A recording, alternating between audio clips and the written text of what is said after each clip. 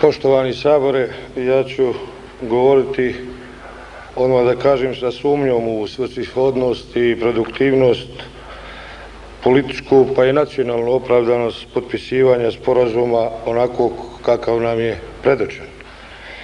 To ne znači da sam kao i stotine hiljada drugih ljudi u Bosni i Hercegovini koji se brinu za sudbinu naše napaćene domovine i sopstvenoga naroda, da sam za nastavak rata, kao što nas neki optužuju. Naprotiv, sve bismo učinili i mnogo toga smo izgleda do sada učinili za mir. I ne želim biti nikakav ratni huškač, svjestan težine situacije o kojoj je bilo govora, niti da doprinos da se naš narod gura u dodatnu tragediju.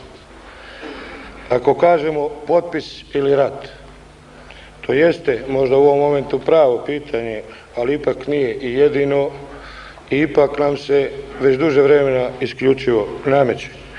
Ja bih rekao da je u ovom momentu važnije pitanje da li potpis na ovakav sporazum uopće donosi mir.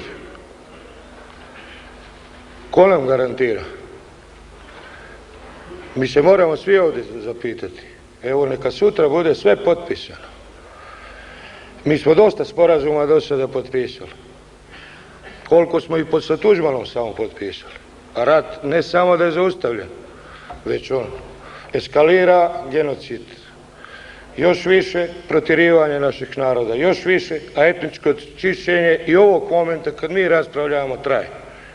Jučer i prekjučer su zadnji muslimani iz Doboja i ostalih gradova protjerani i još se uvijek protjeruju i taj se posao vrlo temeljito i vrlo sistematski obavlja.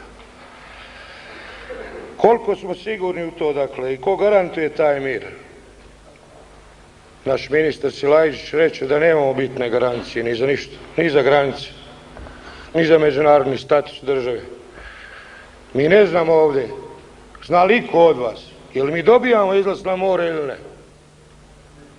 Koji je izlaz? Hrvatska štampa, ja sam neki dan otud da kaže da nema govora, ni pedlja teritorije. Mi možemo eventualno razgovarati da dobijemo slobodnu zonu u luci Ploče na 99 godina. Treba to javno, jasno i glasno kazati. Da odlučujemo o sudbini države. Države koja ne bude imala izlaz na more i izlaz na Savu, na Savi nam daju nešto drugo, ne luku Brčko. I ne trebamo ni tu zavaravati narod. Daju nam niže te luke dole, jednu obalu koja nije meliorirana i gdje bi trebali praviti novu luku i novu željezničku prugu i tako dalje. Dakle, mnogo je stvari veoma, veoma diskutabilno, garancije nisu date i ništa tu nije utvrdo postignuto.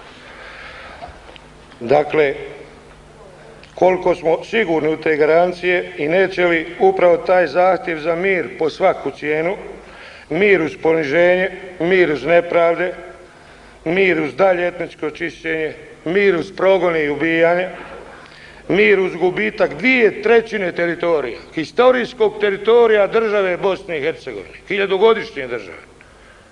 2/3 definitivno dajemo. Ako potpišemo, sigurni budete da i niko više neće vratiti. Su iluzije. Hoće li to dakle biti potpis za novi rat? Naravno, možda ne rat, ako vojnici, naša armija nije spremna da ratuje ovako kako smo do sada, jer smo iscrpljeni i znamo svim kojim ograničenjima i uz kakve teškoće i uz kakvu lošu logistiku i tako dalje. Ali rat može da se vodi i gerilskim načinom i diverzantskim i stravičnim terorizmom i drugim vidom osvete i na jedan način koji može biti još tragičniji i pogubniji i po naš narod i po čitav ovaj prostor. Preveć toga mi zasigurno dajemo, već sada dajemo i gubimo i već sada smo izgubili, a vrlo malo toga zasigurno tražimo, a još manje dobijamo.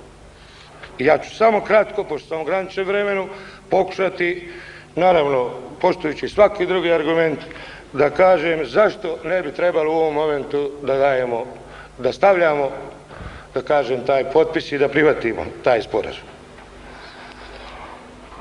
Ovo nije etnička podjela, kako mnogi kažu, nažalost, u ovoj situaciji čak i nažalost. Ona jeste nametnuta, ona je diktirana, ona je vojnom silom producirana i tako dalje, ali ovo je podjela, ovo je zapravo pljačka teritorija države Bosne i Hercegovine i ovo je borba prije svega za teritorije. Jer da je etnička podjela, onda, gospodo, ne bismo tako lako se odrekli ni Zvornika, ni Bratunca, ni Vlasenice, ni Višegrada, ni Foče, ni Rogatice, ni Prijedora, ni Sanskoga mosta, ni Doboja, ni Jajca i tako dalje. To su sve gradovi u kojima su muslimani bili po zadnjem popisu većine. Drugo, potpis, rekao sam, ne garantuje donošenje mira, već eventualno može da znači nastavak rata.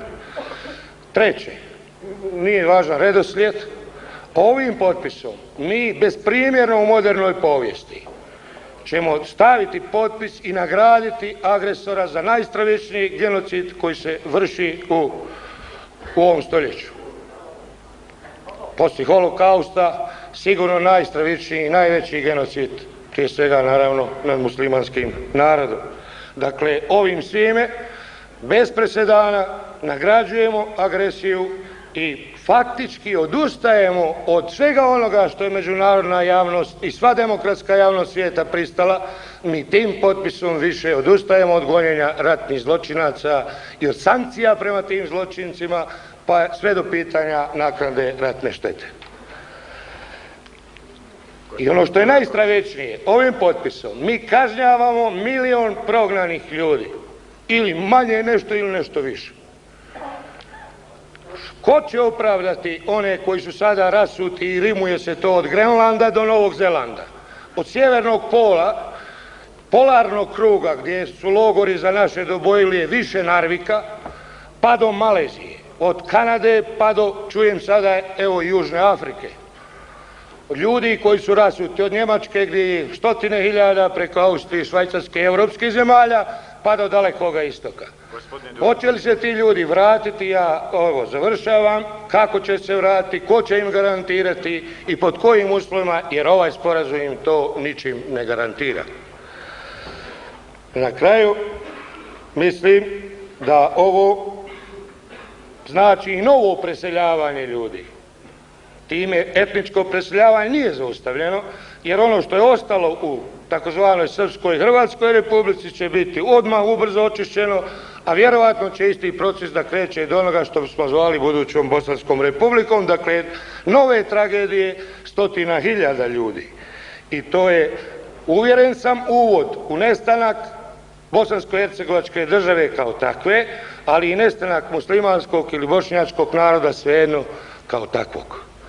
I logika ova daj šta daš, bolje išta nego ništa, mislim da može biti pogubna u ovim sudbonosnim trenucima kada se trebamo opredijeliti.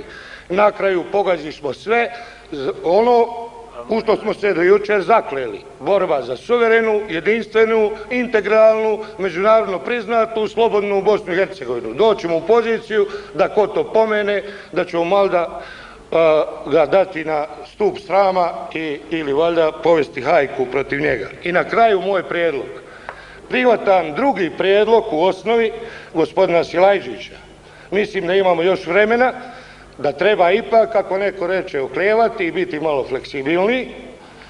Možemo, naše predsjedništvo u proširenom sastavu, u funkciji Skupštine, da traži ponovno, sada sa debelom argumentacijom, valjanim obrazloženjem, od Savjeta bezbjednosti da konačno uzme stvar, sudbinu Bosne i Hercegovine u svoje ruke u skladu sa već donesenim rezolucijama Ujedinjenih naroda i posebno principima Londonske konferencije koji su ovim sporazumom definitivno i do kraja pogaženi i potrijeti.